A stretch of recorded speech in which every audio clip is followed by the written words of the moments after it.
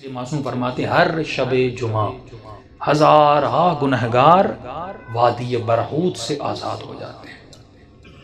معصوم فرماتے ہیں مومن جب شب جمعہ آئے تو زیادہ سے زیادہ اپنے مرحومین کو یاد کیا کرو۔ ایک روایت میں آئے فرمایا جن کے والدین مرحوم ہو گئے فرمایا ہر شب جمعہ تمہاری بوڑھی ماں تمہارے در پہ آتی ہے، تمہارا بوڑھا باپ تمہارے گھر پہ آتا ہے اور کیا سوال کرنے آتی ہے، میرے لال مجھے کوئی خیرات دو، مجھے کوئی ثواب دو۔ معصوم فرماتے ہیں یہ غافل انسان پوری رات سوتا رہتا ہے، یہ کھڑی رہتی ہے یہاں تک کہ صبح ہو جاتی ہے۔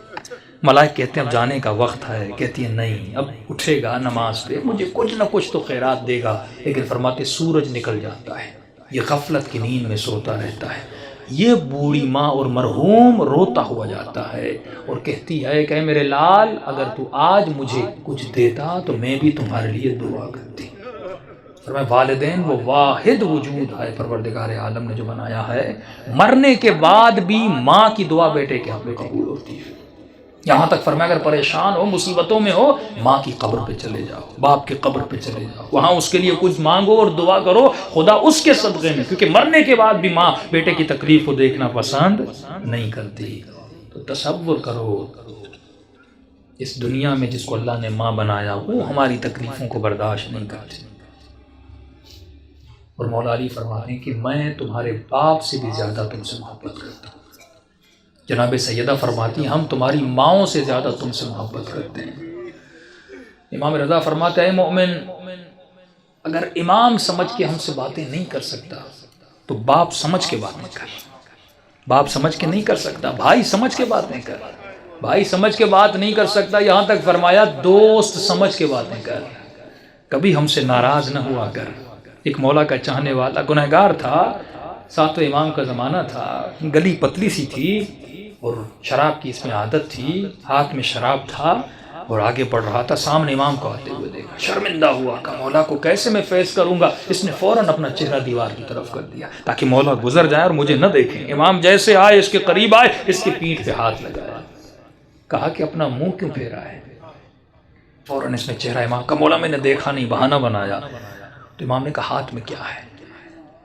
جھوٹ بولتا مولا سے، جس نے کہا کیسے بتاؤں ہاتھ میں شراب، اس نے جھوٹ بولا کہ مولا میرے ہاتھ میں شراب ہے، میرے ہاتھ میں دودھ ہے۔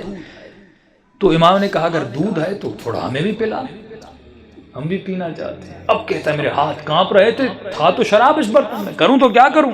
کہتا جیسے میں نے اس برتن سے اس شراب کو اتارا تو وہ دودھ میں بدل گیا۔ امام نے ایک جملہ کہہ کر آگے ہو کر گزر گئے، فرمایا تو میرا چاہنے والا ہے، ایسا رہو جیسا ہمیں پسند ہے۔ دوسری بات امام نے کہا خبردار کتنے بھی گنہگار کیوں نہ ہو جاؤ لیکن کبھی بھی ہم اہل بیت سے پیٹ نہ دیا کرو۔ یہ شیطانی وسوسہ ہوتا ہے، میں نے گناہ کیا، میں نے خطائیں کی، میں اتنے گنہگار ہوں، میں کیسے سجدہ کروں، میں کیسے نماز پڑھوں، میں کیسے علی سے گفتگو کروں، میں کیسے امام زمانہ سے باتیں کروں۔ امام فرماتے ہیں ہم بیٹھے اس لیے ہیں تاکہ تو ہمارے ساتھ درد دل کرے، اور یہ وسیلہ خدا نے آپ کو دیا۔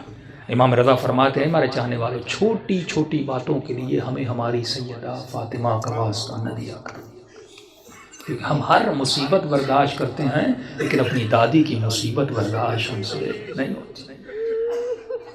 گناہوں سے بڑی کوئی خطا نہیں، بے ادبی سے بڑی کوئی خطا نہیں۔ شب جمعہ ہے، توبہ کی رات ہے، گناہوں سے توبہ کی رات ہے۔ اپنے مرحومین کے لیے بھی دعا کریں، اپنے لیے بھی دعا کریں، اور دلوں کو بارگاہ اہل بیت میں لے جائیں تاکہ خدا ان ہستیوں کے صدقے میں ہم سب کے صغیرہ کبیرہ گناہ بخش دے۔